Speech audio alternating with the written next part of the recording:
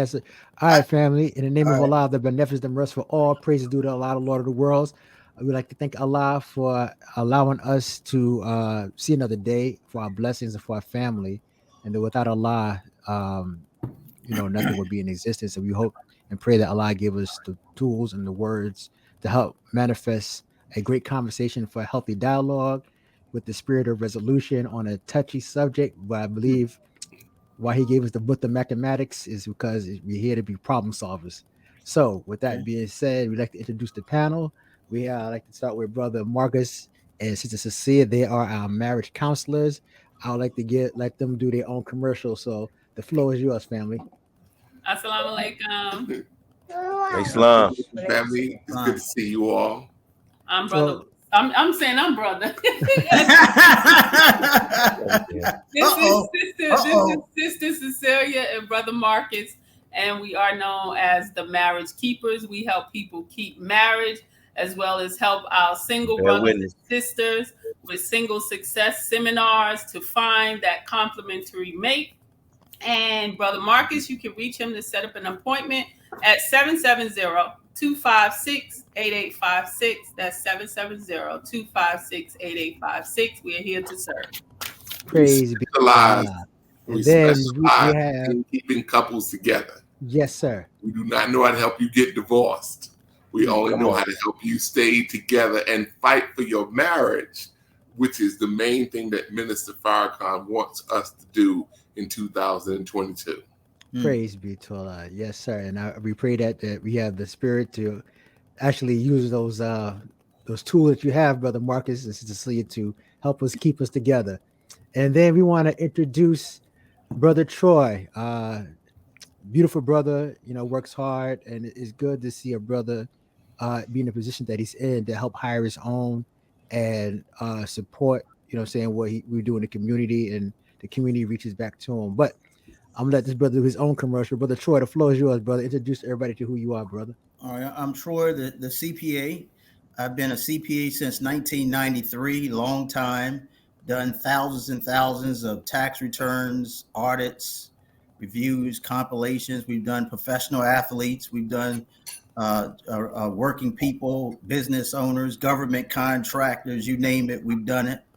You're looking for a great CPA, call my number, 301-474, check this out, 1040.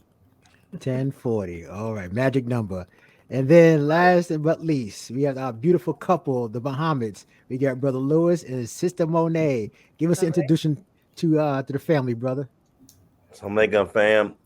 I'm Brother Lewis, King Muhammad. This is the wife. What is your name? Okay. Brother Marcus, that's gonna be a whole separate topic after the show. Is the one God. Yes. That's my wife. That's my wife. Family. Ooh, we didn't get started yet. And also his wife is one of our employees at my firm. Yes. Yes. Right, praise be to Allah. Okay, so this is going to be very interesting. So let's get into it. We can start with Brother Marcus and Sister Cecilia. One of the key questions that why this nature of the discussion is dealing with finances, and we know that finances is a very touchy issue. Whether you have been in courtship before the marriage or during the marriage, because life-changing things happen. Why do you feel that finances is a touchy issue to why so many divorces do happen outside infidelity? Thank you. In the name of Allah, the Beneficent, the Merciful, I bear witness there is no God but Allah, and I bear witness that Muhammad is indeed his messenger and servant. I'd like to greet the beloved listening audience in the greeting words of peace of Assalamu alaikum. Islam. Definitely when we think about finances and the process and the level of the different parts of marriage, when you deal with spiritual, emotional, physical, and most of us put finances as number one or number two, which is, of course, it is a critical component to the success of your marriage, what you can do, what you can't do. But we put so much on the financial part and we take God out the picture. And because God is not in the picture, then if God, who is the main source and creator of all of us, is out the picture of our relationship, then we're going to go to the next thing, which would be finances. You know, we worship money like we should worship God. So if that is the mode on which we operate, then most of the time, because like I said, when finances are great, the marriage, the relationship is great. It's good.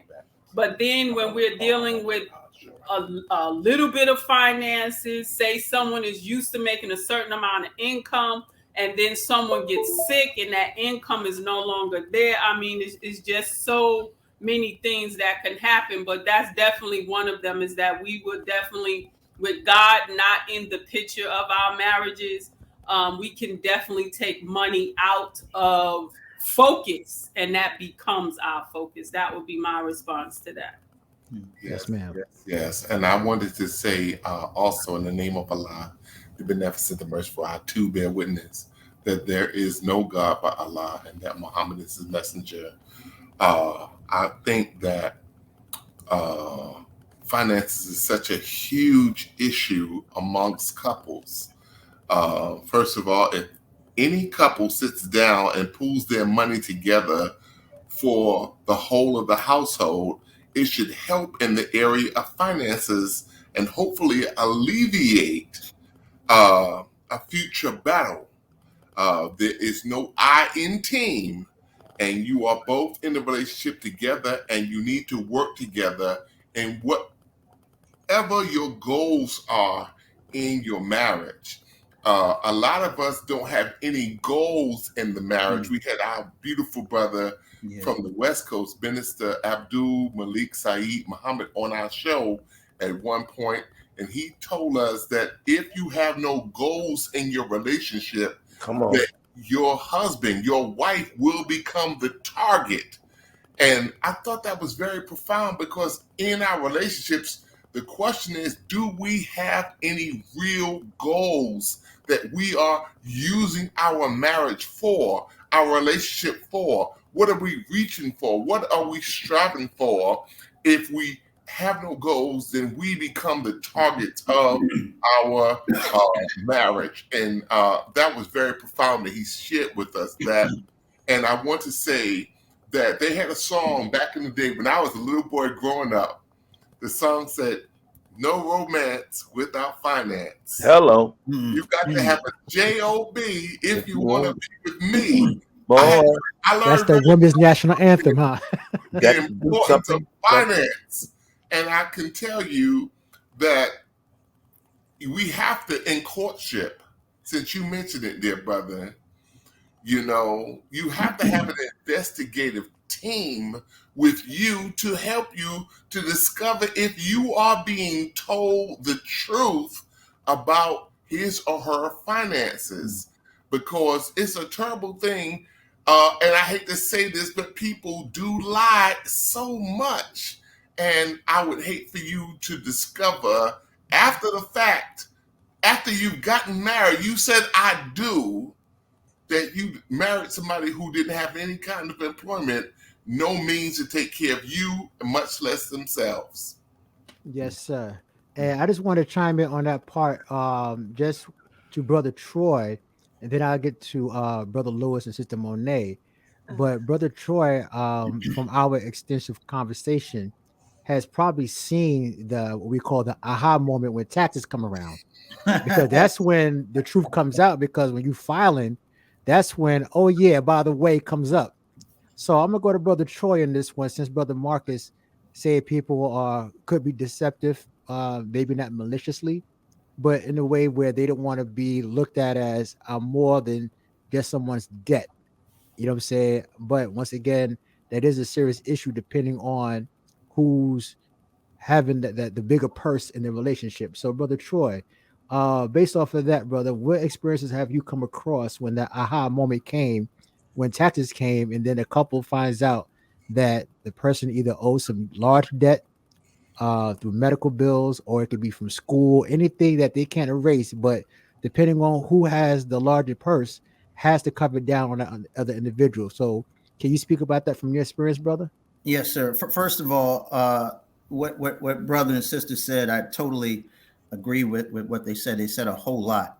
And more specifically for me, We see it a lot of times when people first get married, and one person comes into it with an IRS debt, for example, and they're not really thinking about deceiving anybody. It's just that they might not have filed in a long time, forgot that they filed, and they've moved several times, and the IRS can't locate them. And then next thing you know, they get married, and then they file a joint tax return together, and they're thinking they're going to get this nice size refund, and nothing comes, and then they find out later that the refund was snatched because one of the spouses had a prior debt. So once you marry someone with an IRS debt and you file a joint return, you guys really are sharing in the debt at that point, because if you file a joint return, they're going to take any refund that you might have. Now, the second case that I've seen is when one person makes a significantly larger amount than the other, and the person that's not making a whole lot is expecting some type of money back. But what happens is the other income is so much higher that it puts them in a much higher tax bracket. So it makes all the income at a higher tax bracket. And those conversations can get very, very contentious. There was a client that used to come in every year, and his wife used to make a tremendous amount of money. She used to make upwards to $500,000 a year, and he made probably about 200. And he always felt that he was paying too much in taxes. So every year when they came in, it got so contentious. I mean, one would call me, when they were by themselves. The other one would call me when they're by themselves, and it just put a lot of strain on the marriage. I'm not sure whether they're still together anymore, because they went on somewhere else, because he thought that he was paying too much taxes every year. There's nothing I can do about that, but it's just what it is. But it's sad. It's sad in that, I thought that he could have showed a little bit more maturity and said, hey, look, we're making a lot of money together, and we're not going to make this a contentious relationship over some money. But I see it all the time, and it can be very destructive to a marriage. Well, Brother Troy, just on that note, before I get to Brother Lewis and Monet, could it be that it shifts in due to the tax bracket, because you're adding on another source of income, and that tax Mhm. bracket normally interferes? I know it is a gray area, but Mhm. can that be that sore where somebody's like, wow, if I didn't add this on there, I can be receiving much more in my return if they didn't go to that higher tax bracket? Yeah, that happens. But I'm gonna tell you something usually happens before then, right? One spouse does something without the other spouse knowing. Like, for example, they withdraw money out of their retirement account. We see it a whole lot, right? One spouse will draw money out of their retirement account, and they'll withdraw a large amount of money, and they don't necessarily meet with their spouse and say, look, honey, is this something that we really want to do? This is what the impact is. This is what the penalty is going to be. It's going to be an automatic 10% penalty, and it's going to put us in a higher tax bracket. Those kind of conversations. So that doesn't happen, and they find out later, and now the other spouse is ticked, right? Because they're expecting the tax return to be one way, and it's another, right? And sometimes, they say things to us that really should not be said. And they bring in certain things with what the person's buying, they're overspending, whatever. And maybe they shouldn't talk to us about these type of things, but this is what happens. And I can only imagine, the conversations that happen with their friends and her friends and his friends. And then when you bring all that into the relationship, other people into the relationship, along with the money thing, you're asking for an explosive situation. Praise be to Allah. Yes, sir. I believe that you should set up an office next door with you, Brother Marcus, and Sister Cecilia should have a joint venture. So when that happens, you could just ring the bell and say, go next door to see my peoples. So with Brother Lewis and Sister Monet, we definitely want to get your perspective on this. And I know men and women see things differently when it comes to finances. Without being so revealing to some degree, we want to make sure we respect your privacy. How does finances in the conversation based off what we heard dealt with, I'm saying, because I know debt could be, a heavy burden depending on where that debt is leaning on. So from your experience, how do you deal with debt in that conversation based off the conversation that we had just a few minutes ago? You want to answer first? No, go ahead. When it comes to debt, for me is before I even got married, I really had very small debt. Because I was Troy, who was my financial advisor. He put me on a financial plan. I had two financial advisors, and his name was Michael Cleary and Troy. I know him. You know who Troy, you know who Michael is. They both sit me down and they went over all my finances and they gave me financial intelligence. So the biggest thing they did was, okay, these are your expenses. This is what you got. How much you going to pay you? How much you going to pay on your debt? How much you going to put in your Roth? How much you going to put in your term life insurance? How much you going to put in your whole life? How much you going to put into your 529 plan? So I had a battle plan. So, and even though I had minor debt, as I never had no student loans. I mean, I owe the IRS a little money, but that's something that Troy can take care of for me.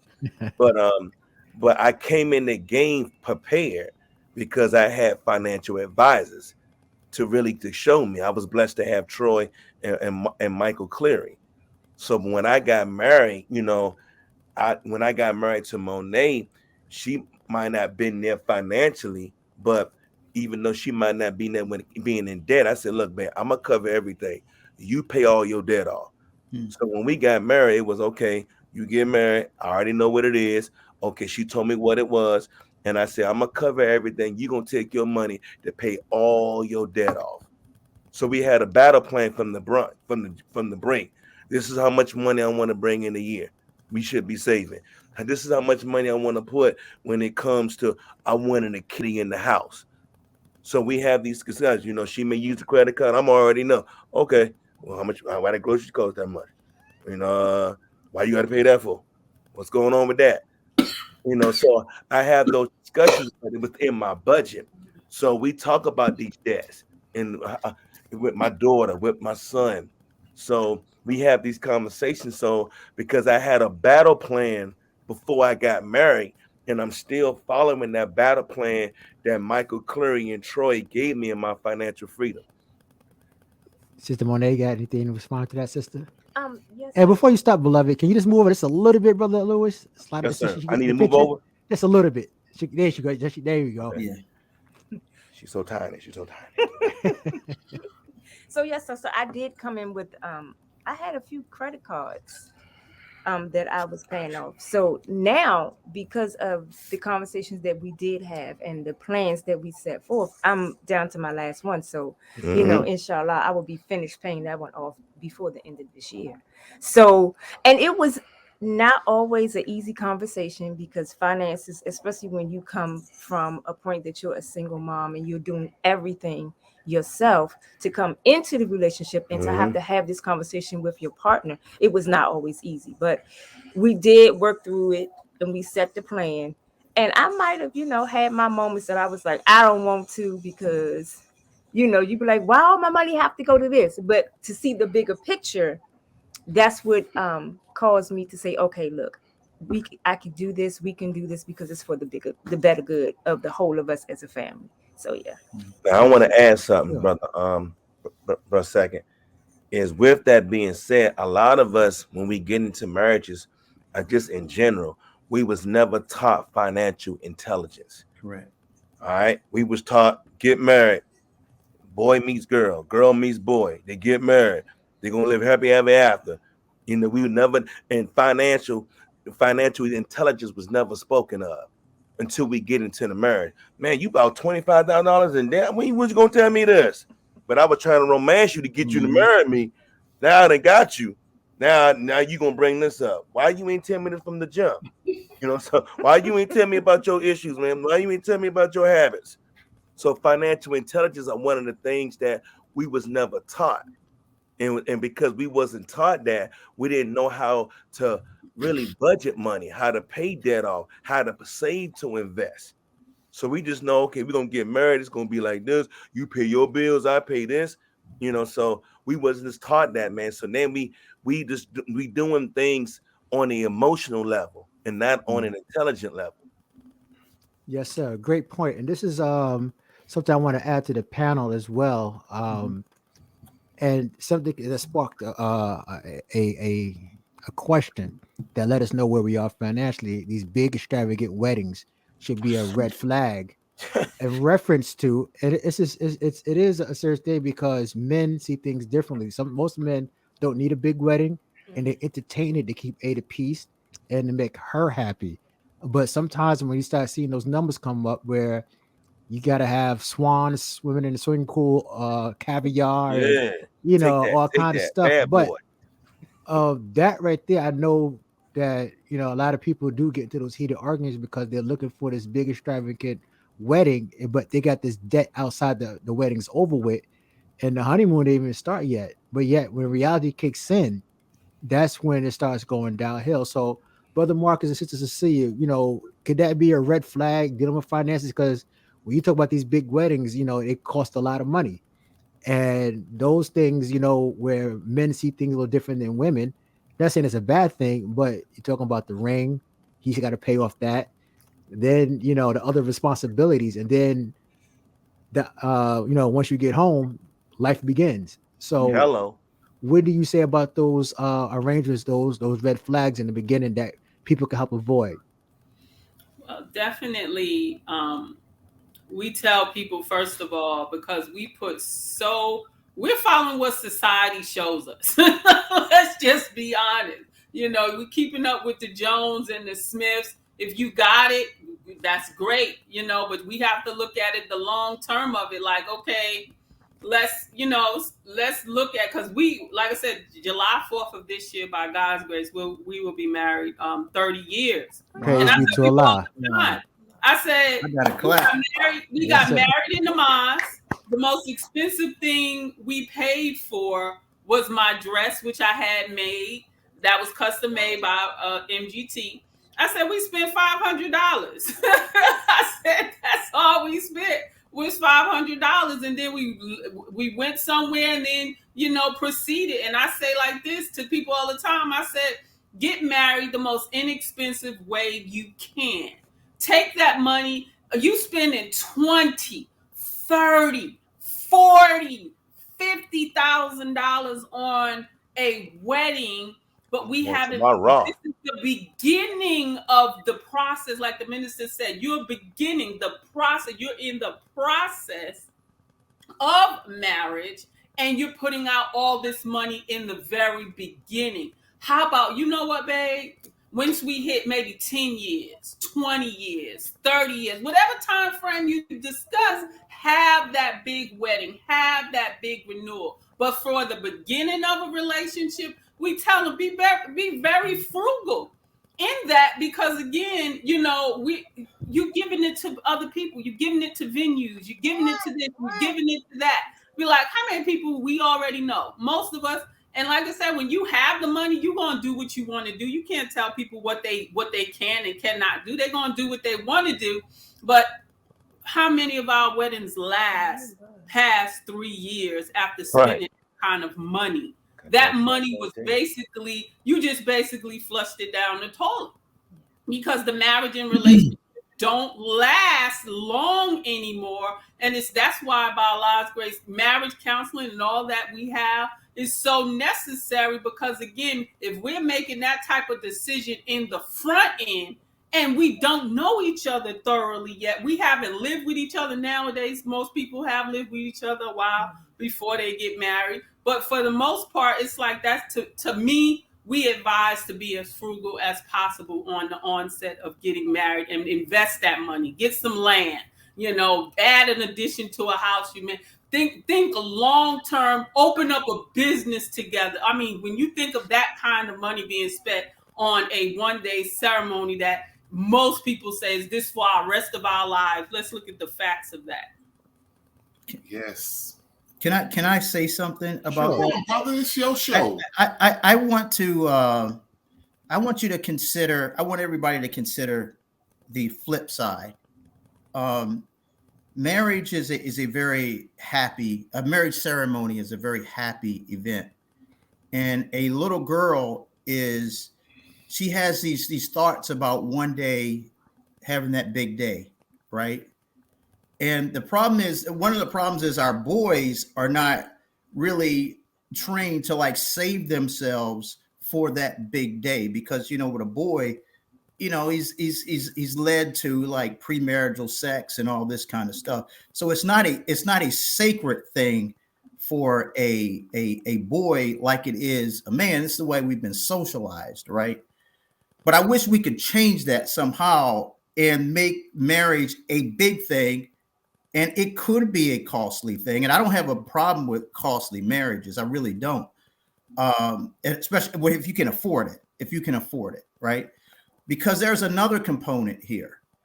Marriage is not necessary. That marriage ceremony is not for that day, right?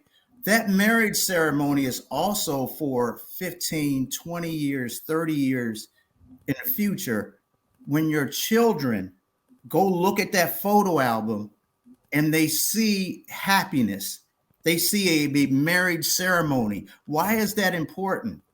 Because it really puts thoughts in their eyes, and I mean in their minds, that one day I will have this blessed day. But a lot of times we get into relationships because there's sex involved, and then we don't have that big ceremony. But think about what that does to a child. To this day, I go back and I look at my parents' wedding pictures. To this day, I do. I have a photo album full of them. So it's not for just today. But if you can afford it, by all means, spend some money on your marriage. And I think a man really, he should show that, look, I'm into this thing, and I'll put forth some money in this thing to make this thing work. And I'm going to work on it after the marriage. I'm going to work 6 months after the marriage, year after the marriage, and I want to remarry you almost every day. But I think that there is value in having a ceremony. Did I have one? No. But I think there is great value in having that. Yes, sir. But I'm gonna say this, and anybody can jump in on this question here. And once again, everybody's entitled to their perspective, and everybody's experience is different. And Brother Troy said something interesting on two folds. He mentioned how women are taught to be sacred. We teach our little girls not to be promiscuous. We teach our little girls not to date so many things, because if the father's in the home, he's going to frown upon that with having traffic coming out of his home. But when the son does it, in this today's society, my son, you're cheering. Yeah, you cheering him, but we teach him wrong habits. And one of the things that's beautiful about our teachings, in reference to changing those habits, is putting a dollar value on happiness. Where, yes, she has this fantasy about having this big wedding, the fantasy about the beautiful dress and all these things, what have you. But we spoke about the reality of wanting longevity, and then we're asking to put more responsibility on top of the man's shoulders. Now, where I'm going with this is this: roles have changed in society, where now it's 50-50, because you mentioned it earlier about men taking lead in his home. And Brother Lewis also mentioned about him being financially educated before he went into the marriage, so therefore he knew how to budget money. Most people don't walk into it that way. So with that being said, with roles being turned, and we have the independent women now, right? And now we having the man's ego to entertain, but yet it was never a good idea from the get-go, because we're talking about marriage, what goes into a marriage, and we also talk about the wedding, because there's nothing wrong with the wedding, people come together, but we're talking about finances, because that goes out the window real quick. In reality, depending on what the finances a man has, you're asking him to do overtime for something he didn't want to do. Now there's resentment. So how does that play a role? And I see you smiling, Brother Marcus. So you're welcome to chime in on this one, brother. But anybody's welcome to chime in, because that's how I'm putting myself in that position. If I love my lady and I'm marrying her, why do I got to put heavy debt on myself, knowing when I come back, I got to deal with other debt outside of a marriage at a large scale that I didn't want in the first place, but yet I'm responsible for it. So That's the question. I'm gonna let Brother Lewis go first. Yeah, I see that. Yeah, you turned red on me, Brother Lewis. Look Lewis at went me. off. I'm gonna keep this. In the street they call it keep it a buck. No I'm doubt. gonna keep this 100. Right. But I'm going to get the guidance of Minister Louis Farrakhan. He had this lecture called "What Is a Father," and he talked about marriage, and he talked about the father, and he talked about how he got married and he ain't had no big wedding. He had this big wedding, getting people in the that's coming to your wedding that you don't like because you trying to impress others because you got this big wedding. I know about 5 or 6 of my friends spent about 50 G's in their wedding, showing out, with the puffy combs wedding, and they puffy divorce. You know, I've been all in their wedding. I've been the best man in all 5 of their weddings. All 5. They take that, won't stop. Champagne, vibe band, go-go band. Oh man, they doing it up. 3 months later, I can't stand her. Boo. I mean, I'm mess with her, but you was trying to impress your homies. You was trying to impress her instead of putting your foot down and say, babe, I get what you saying. That's not what I'm gonna do. Because if you love me, you marry me with a bus pass. You marry me just because you see the God in me, not because you see the material in me. Now, in every situation is different. Because Minister Farrakhan said that choose wisely in what you choose. He said the second best decision that you're going to ever make in your life is who you choose to spend the rest of your life with. Me and my wife, what we do, boo? We went to that Justice of Peace, spent $75, if that much. Wow. Yeah, but there's another component here, though. There's another component. And we still together. I have 3 daughters, right? I don't want my daughter to go and just do something like tiny and just go get married. I don't want that for her, right?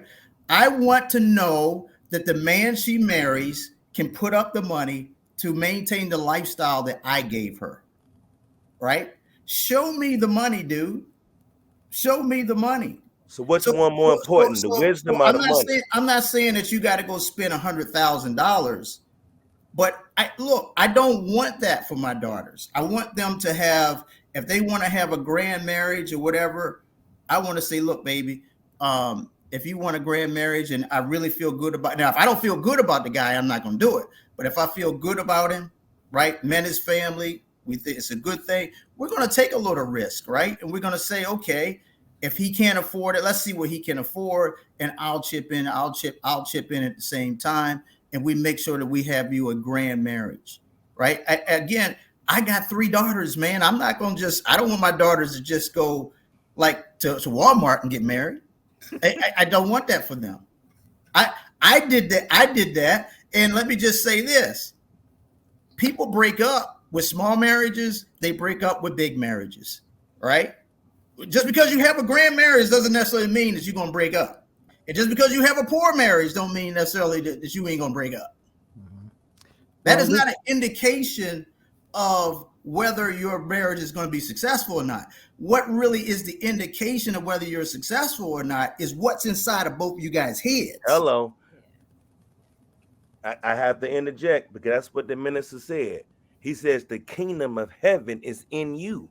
That's right. Because he said, because soon as you say I do, the marriage begin. Because you're really not married. That's right. You are entering in a relationship called a marriage. Well, let's get our referees in there. We want to get Sister Marcus and Sister Cecilia in this way, because once again, you because of your business and your line of what you do and provide as far as the service is concerned, these are some legitimate conversations that people have. This is realistic.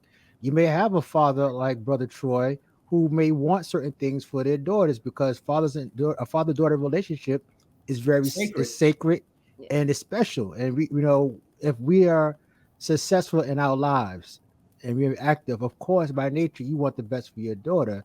But in the same token, we know a lot of men with a lot of money who aren't the best men in the world because they have finances. They're spiritually rotten. So from your experience, from the conversation you heard, Brother Marcus and Cecilia, what's your perspective of what you heard. We got the father who wants for his daughter, but we still talk about finances because there's a key component missing based on what Brother Troy said. You can have a lot of money, but you may have no money and it still don't work out. But there's a key component missing out of this, and I wanted to get your perspective on it. Well, I would like to say that I've listened very carefully, and I have two daughters. I have a daughter as well. My daughter, she came to me and she said, I found him. I found the one. I found him, Daddy. I found him. Did you bring the shotgun out? No. I met the young man, and he didn't know if he didn't seem that sure of himself, but they got married. They spent nearly $15,000 on their marriage. And I thought it was a lot. It was very extravagant, especially for two people who just think that they might like each other a little bit. And 3 months later, they are divorced. Or 3 years later, 3 years later, they're divorced. And I am of the opinion now that we should do like the Honorable Elijah Muhammad said to us. He said, get married and go home. That's what he told us to do. And it makes sense, perfect sense, because if you got a lot of extra money, you want to spend it on a marriage, well, why don't you take that money and invest it and give them 3 or 4 years of a Financial freedom. Paid. Not paying wedding people who make money off of this stuff, big money too, if I might add.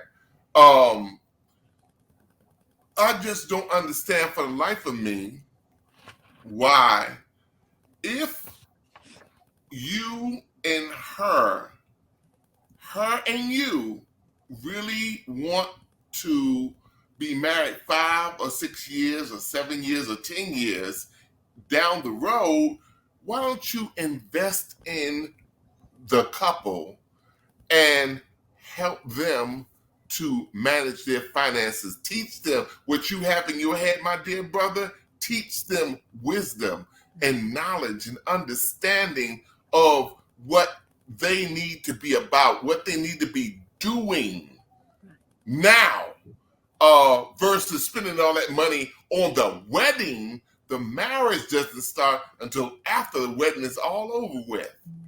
Right. That's my opinion on see again, there's other dynamics, and that I'm glad we're having this conversation. And it's a great conversation because let's understand, as a community, we have to understand what is marriage, what is the ceremony. And I think that's where people get kind of lost, right? The marriage and the ceremony is a marriage not between two people. It is a meeting between two families. Yep. So if I got a big family and she got a big family, well, let's get together and then let's see, okay, how do we work together to make sure this marriage is successful? If you need anything, come and talk to me.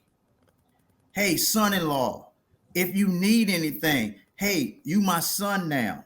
If something's not going right between you and her, hey, man, you can always come to me. If it's something, whatever it is, cousin, nephew, whatever. But I think that we're losing the power of marriage and learning how to make it work.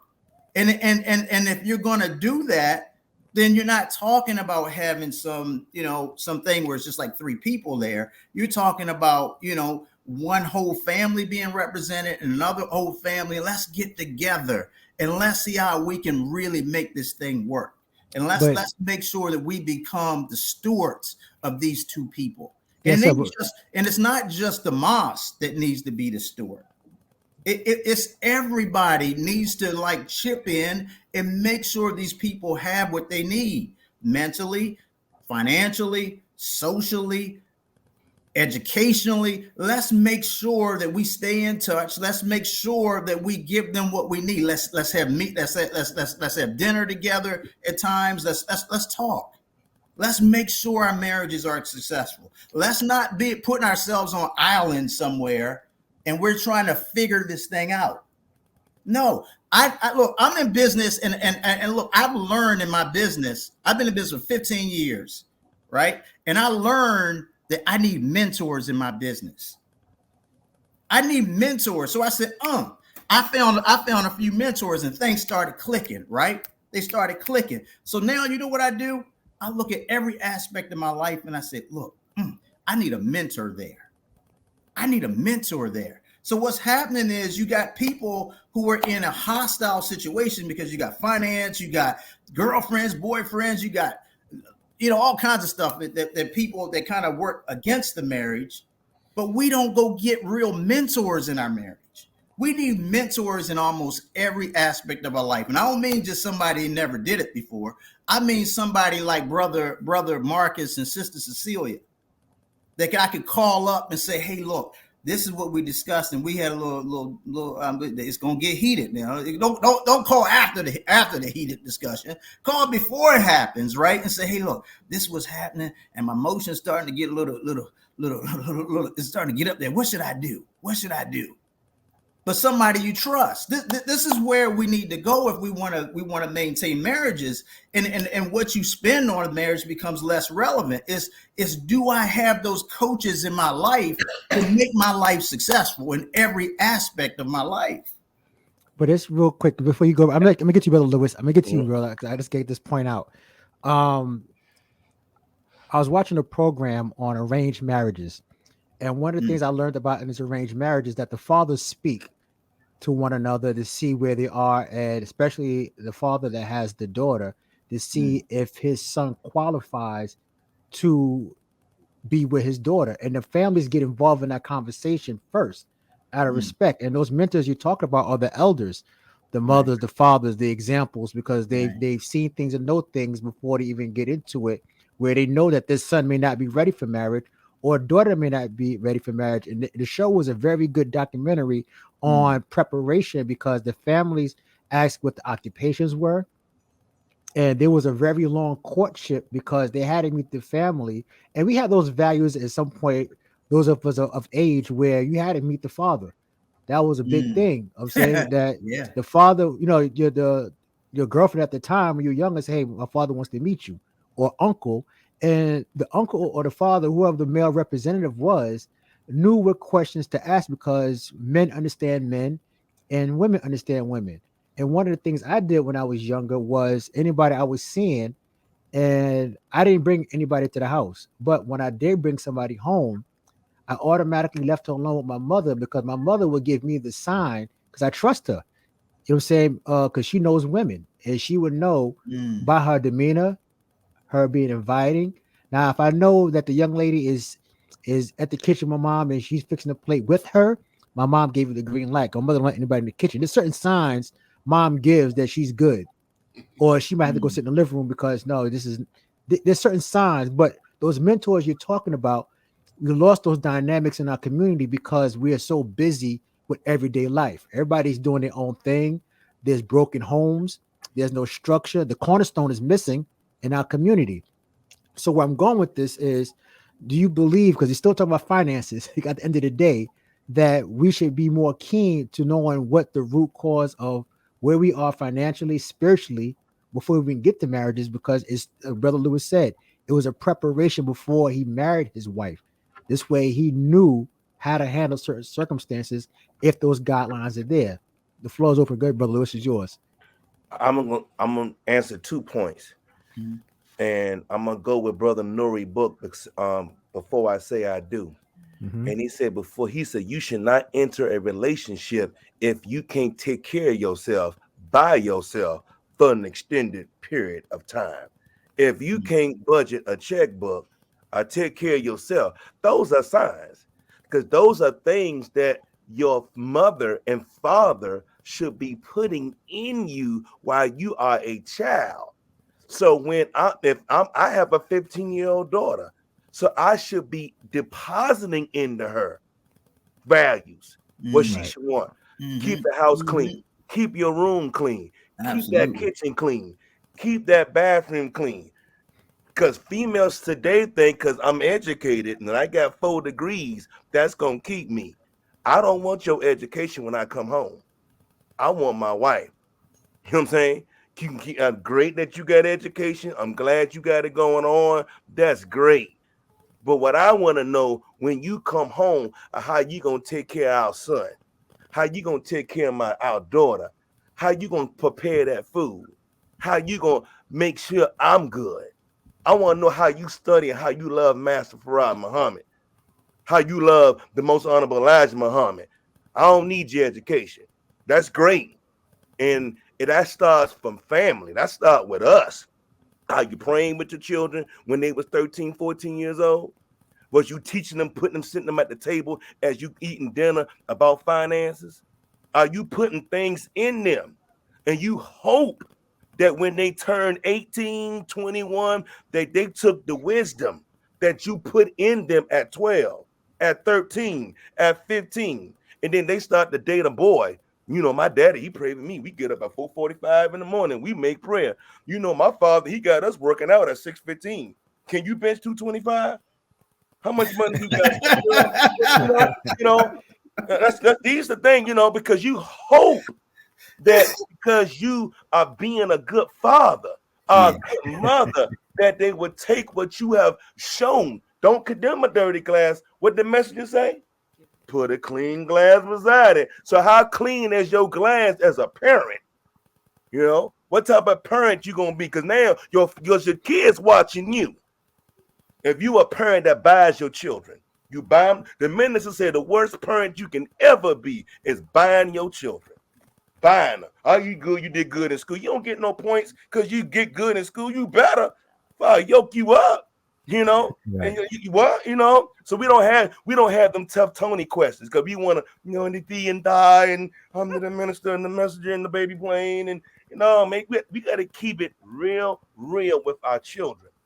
Brother Ismail talked about this relationship with our children a couple of Sundays ago, Mm. and the mistakes that we make because we get too hard on them, and then they can't come to us. And then Right. when they become older, they rebel because the fact that of your discipline. Sometimes we got to have that balance.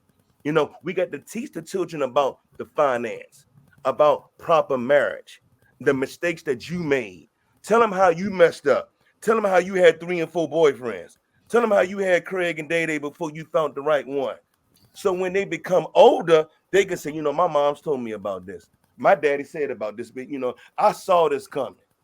But once we know how we do, y'all, once we get it together and get Right. right, no, don't do that.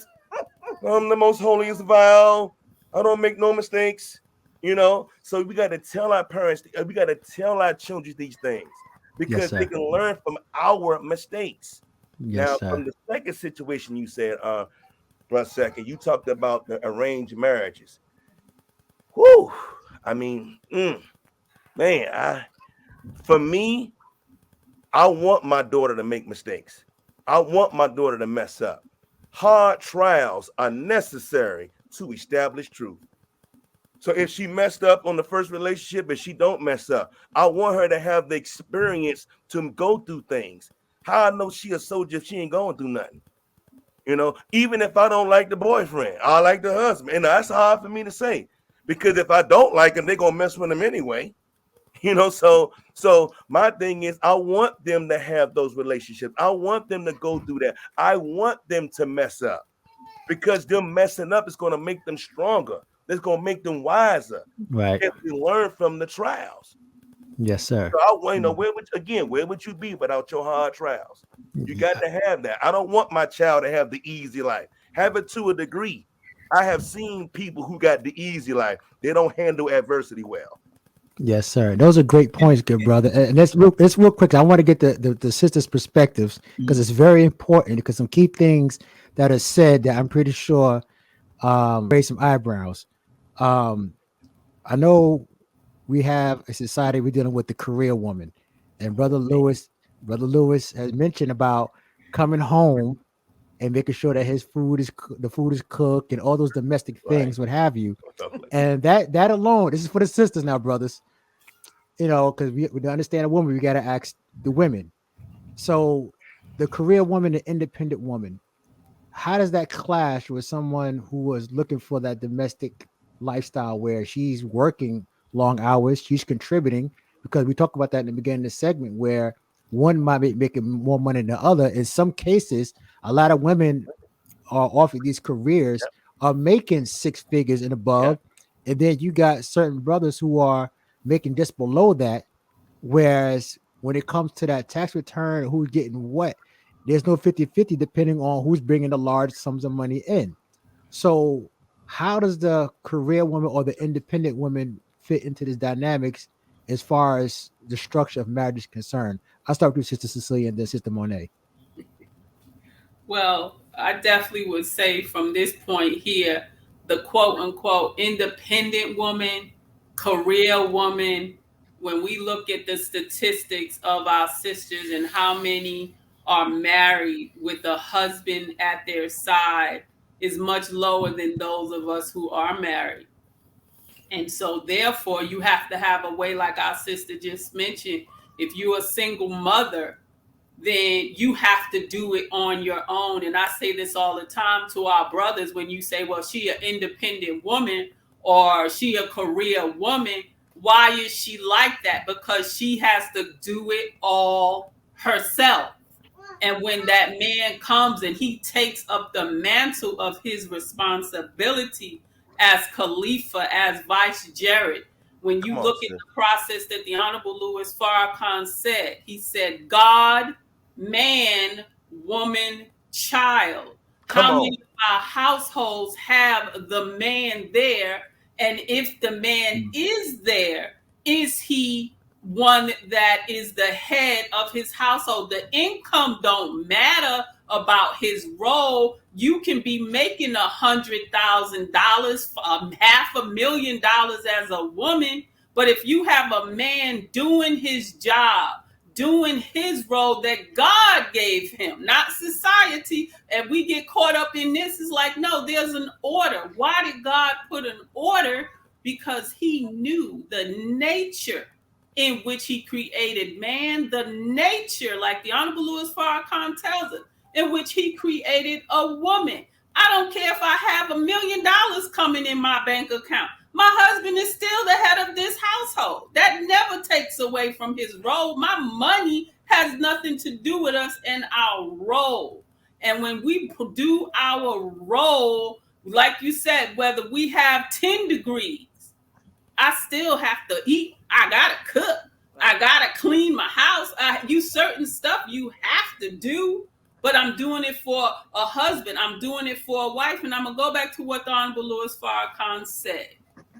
And he said, brother, if she's doing half your role, which is maintaining financially, then that means you help her with her role. Because it's one thing if a sister's working because she chooses to work and she does not have to work because her husband is taking care of everything, then that's different. But when she has to work to pay the bills, half, 50-50, whatever your arrangement is, then the have to means, oh, brother man, that means you have to help cook. You have to help clean. So for you to come home and say, well,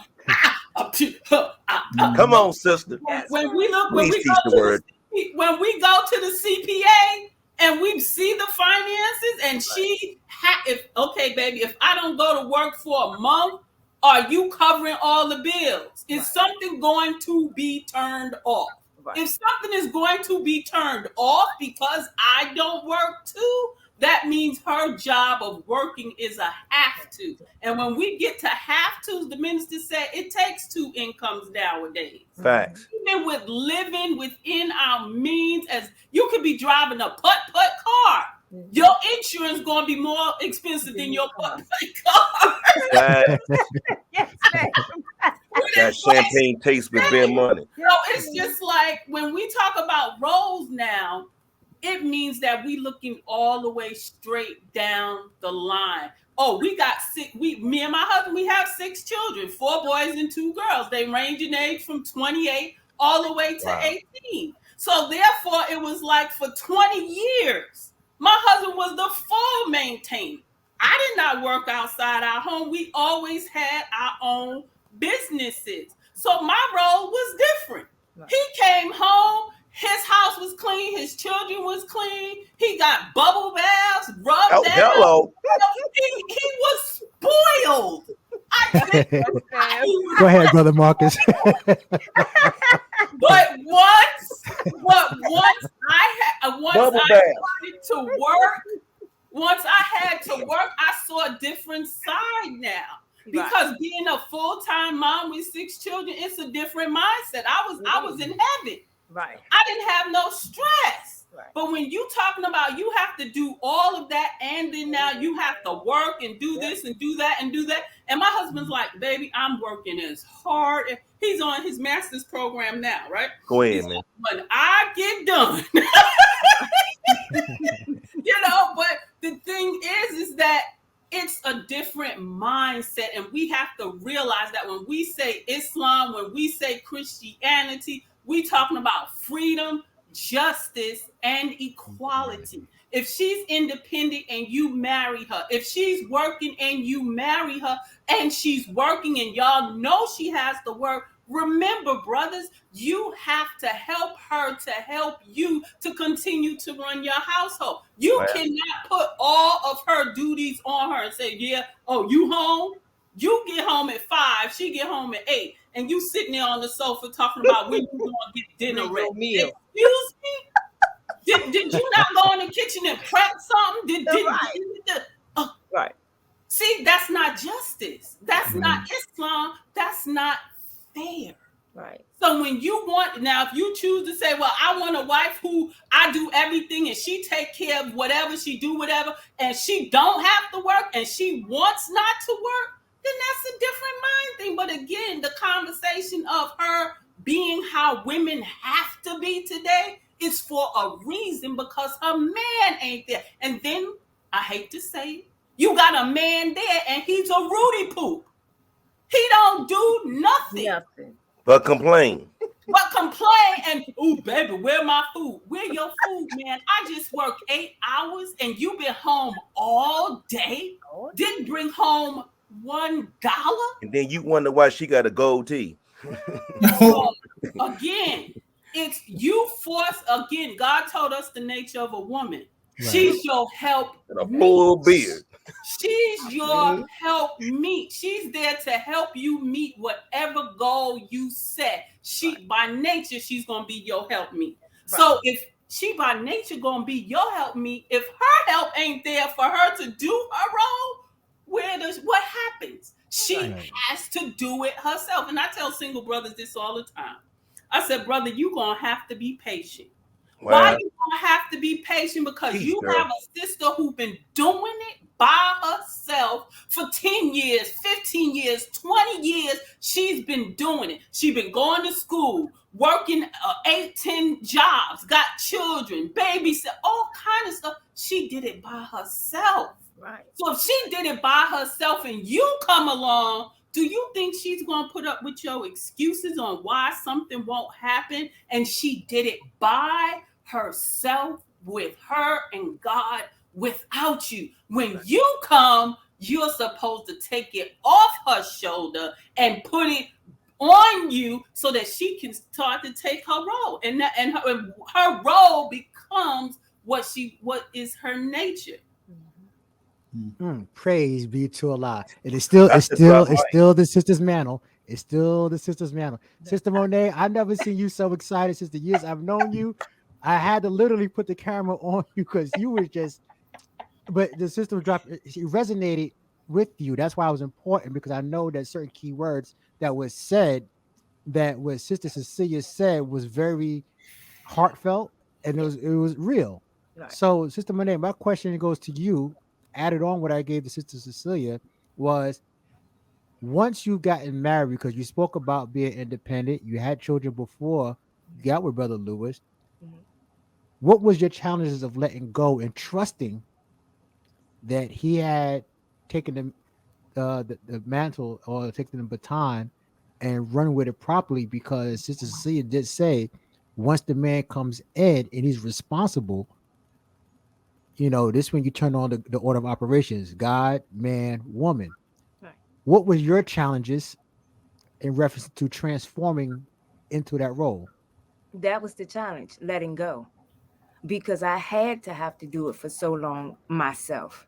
Like Sister Cecilia said, it was just me and God. So the fear of letting go of what I thought was that power that I had, because I've had to do it for so long. So once Lewis and I got married, he took it away. Like he just snatched it. And I didn't know what to do with myself, because that was something that I had done for so long. So when he came in and took it, I'm looking at him It like, was what hard. you doing? It was like, hard. why are you doing this? Like, I'm used to doing this. And he was like, no, babe, I got you. So let me have it.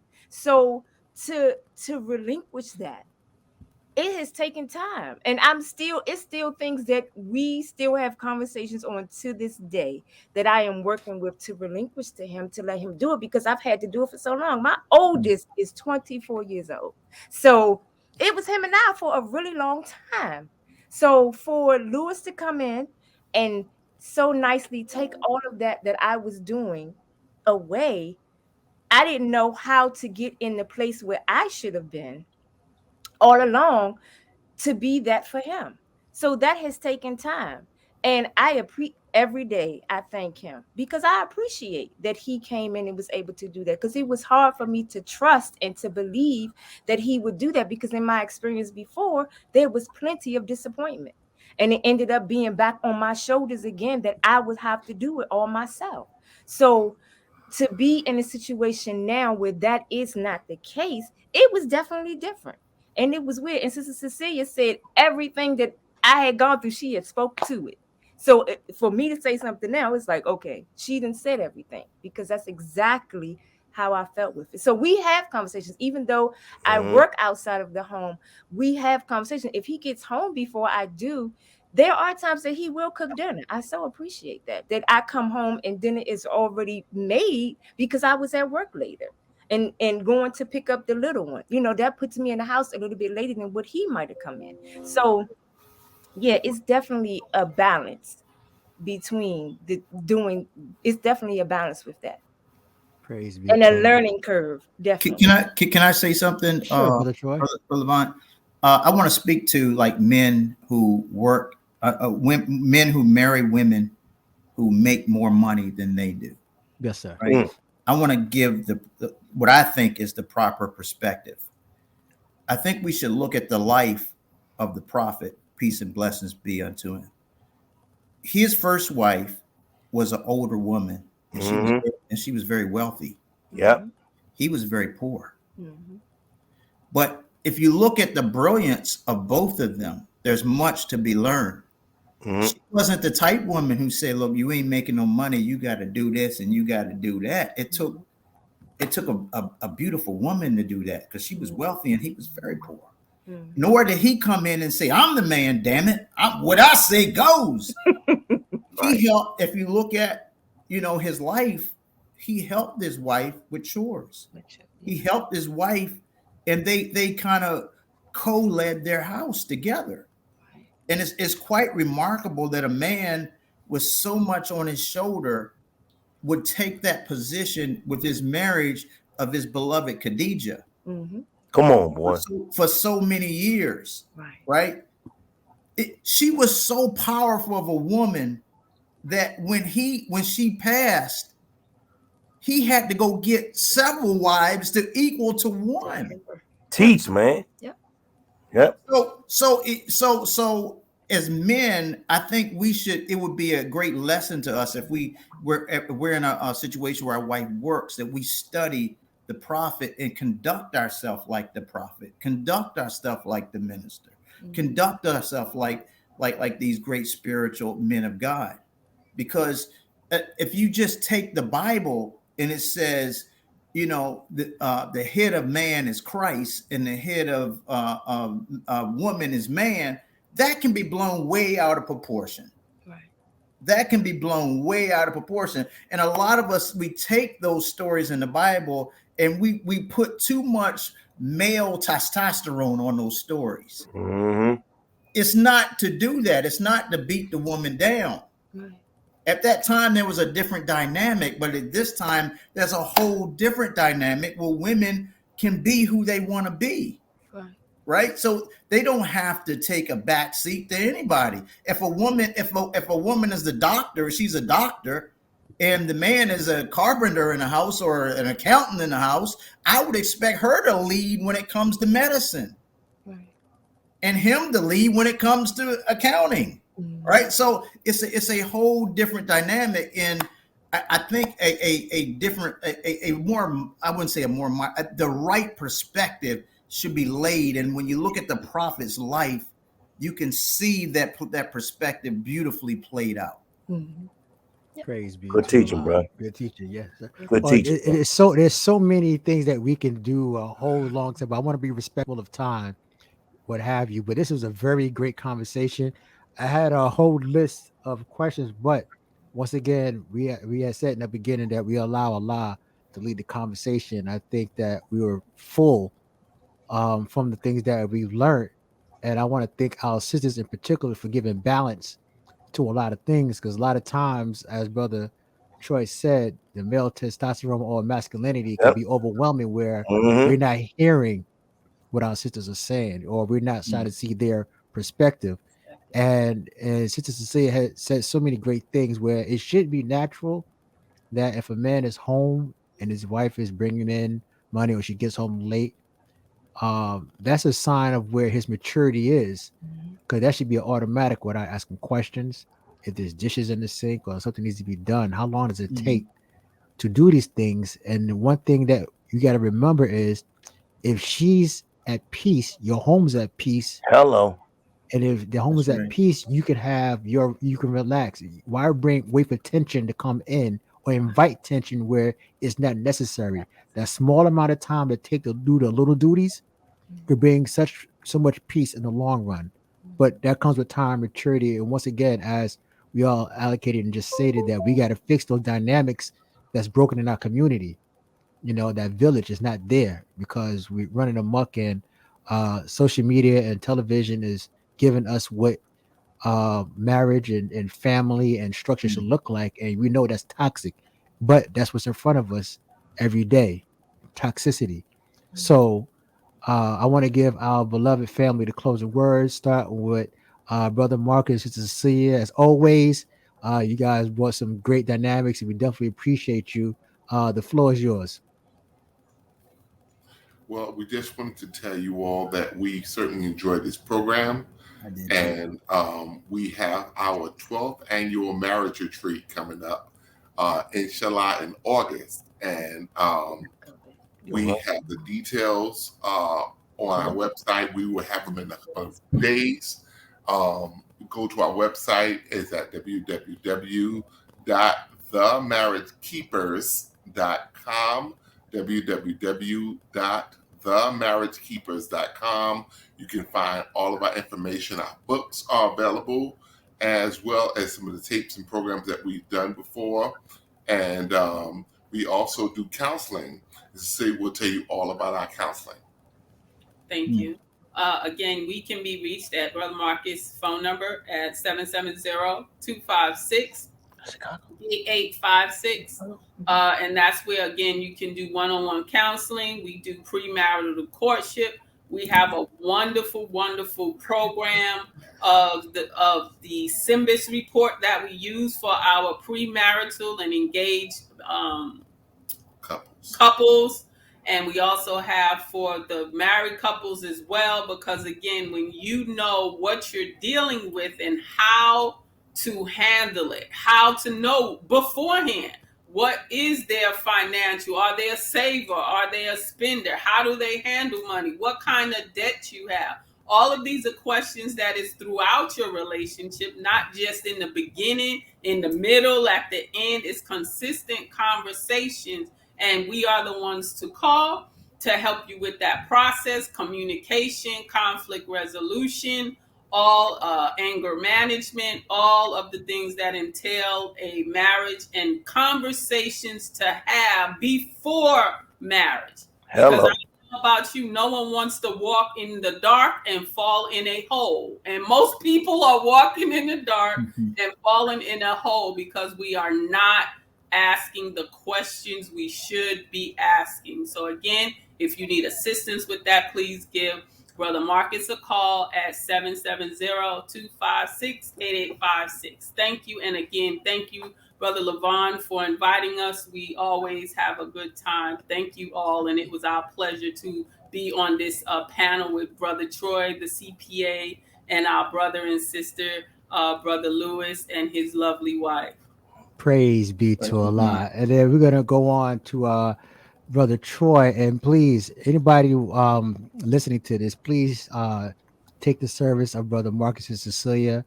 Once again, you know, what they did on this podcast was phenomenal, and I'm pretty sure it's probably much more, you know, off screen that they can provide in this service. So please, I will put the information up once this show airs, and make sure that you support them. Next up is my brother Troy, the CPA, good brother. You know, and once again, he does give back to his community. The brother means well, but once again, we want to give him his closing words. Brother Troy, the floor is yours, good brother. Well, I would just want to say that to anybody that's in a relationship, you can't go back and just undo it, right? You're going to have to find a way to stay in your relationship, and don't let money destroy your relationship. It's only money. It's only a piece of paper, and it's devaluing every day. Every day. But love for one another, and a commitment to just be there regardless to what. Regardless to what. When I say regardless to what, I mean regardless to what. You got to have the commitment to stay in it. And that money it's only a piece of paper. It's only money. Whether you spent $15,000 on your marriage, you spent $2 on your marriage. It's only money. If you look at your lifetime, how much you make, you probably will make over $1 million, $2 million. What's 15,000? If your wife or husband is in a $15,000 debt and you got to pay it and move on. Mm-hmm. Deal with the challenges. If you got to come out of your pocket and pay something, don't stew over it. Right. It's only money. It's only money. It's a piece of paper. Pay it, move on. Praise. And they give you information as well, good brother. How can we find Troy the CPA in your services? Oh, 301-474-1040. I'm on all the major social media platforms, Facebook, Instagram, all of them. Website is tdecpa.com. But if we like to call you, we like to talk to you. So call us at 301-474-1040. Praise be to Allah. And then we want to definitely get to our couple. We want to thank YouTube for actually bringing balance to this conversation. And it was very healthy. Brother Lewis, I learned so much about you, good brother. And I definitely appreciate you being the man that you are. Taking on a responsibility of your wife, taking on a responsibility of your children, not your stepson, your children, and saw the need to still hang in there, even though, because marriage is not easy, it's challenging, but you got to have that testicular fortitude to want to stay in it. I'm saying when things get inconvenient, that's when you know what a person's made out of. No matter what goes on, what's said, and what sharp things have been said, you know, to get underneath your skin. The idea that you could come back to that couch and work it out and have a conversation, and the next day, you know, hopefully you can put it behind you. That says a lot, that, you know, about you. Sister Monet, you always been a kind sister since I know you, sister. So I'm glad that you have found someone that you can trust and let go. So I'm not going to steal your thunder. I'll let you guys say the final closing words. It's on you, babe. Okay. Give you the lead, Brother Lewis. I'm gonna say three things. Troy talked about having a coach, a mentor. I have several people on my team. Troy been on my team since I was 15. I came in the nation when I was about 15, 16 years old. Y'all probably know Troy's brother named brother Cap Nigel, Dion, but Cap Nigel, NOI security. So I had some good people that came around. I've been blessed to be around. Um, but as me growing into this thing and being a Muslim, mental health is real, y'all. Mm. You hear me? Mental health is real. And particularly when you start to enter a relationship called a marriage. Because all of us got anger issues, anxiety, depression, past pain. So then when you enter the relationship, I don't know your issues. I don't know that you've been beat up. I don't know that you've been molested. And then you bring those things into the marriage not knowing. Mental illness is when someone has become momentarily insane. So our insanity has become sanity.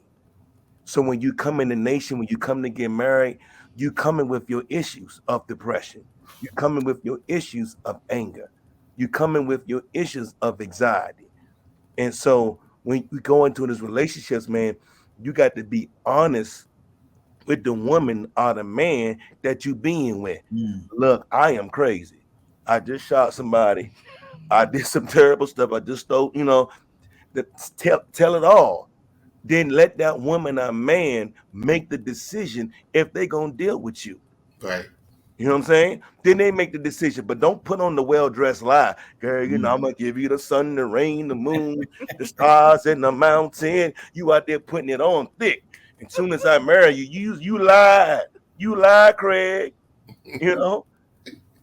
Number two, I'm gonna let it go. It's financial. Ain't about you being a millionaire. It's about you gaining financial freedom. And once you gain financial freedom, you gain financial literacy. And when you gain financial literacy, you gain financial independence. You don't got to be a millionaire to be free. It's just knowing how to save your money to invest, knowing what to put away. But the number one thing I must say is support what you say you believe. That's the number one thing. If you supporting what you say you believe, everything gonna come into place. That's just my personal opinion. Those are my thoughts. But mental health is real, y'all. Deal with our anger, deal with our depression, deal with our past pain, our past hurt. Don't get into relationships knowing that you deranged and you hiding it. And then you get into the relationship, then you find out. Be honest with your mate. Praise be to Allah. Mr. Monet? I just wanted to say thank you for inviting us to this beautiful panel. It was definitely eye-opening, and I learned a lot. And that's all I wanted to say. And it was nice to sit here with you, with the beautiful members, definitely. So thank you so very much. And Brother Dewan, health and wellness. After your mental health, Who is the woman? I mean, brother second. It's after your mental health is Right. your physical health. Get your butt and get up and work out. Getting that gym. Getting that How gym. to eat to live is real. Get yourself in the gym, 30, 20 minutes. Change how you eating. You know if you know what you got to get better on. You only live one life. And after you got one life is gone, you out. Trees are outliving us. So your health and wellness is very important. Praise be to Allah. Hey, Well, we got a lot of student Levon, ministers brother on here. Levon, brother Levon. Yes, sir. You have another calling, brother, and after this, man, I'm like, well, why don't this is something you do very well, man. You awesome, man. Oh, You praise ask be to very Allah. good questions. Your demeanor and everything, man. It's just you look so professional, man. Oh, Hey, man. man, Man. you gotta push this thing, man. Yes, sir. Praise be to Allah. You talk about all that other stuff you want to do, man. Hey, man, Yes, you sir. good, man. You good at this, man. Praise I'm be to telling you, Allah. good. I'm only as good as the people that come on, brother. So No, I want sir, to you thank. good. No, sir, brother, you good at this. Praise be to Allah. Thank you. I appreciate it. I humbly appreciate that. And like I said, I always give homage and respect to Allah first. Because once Yes, again, sir. the Yes, sir. thought comes not for myself.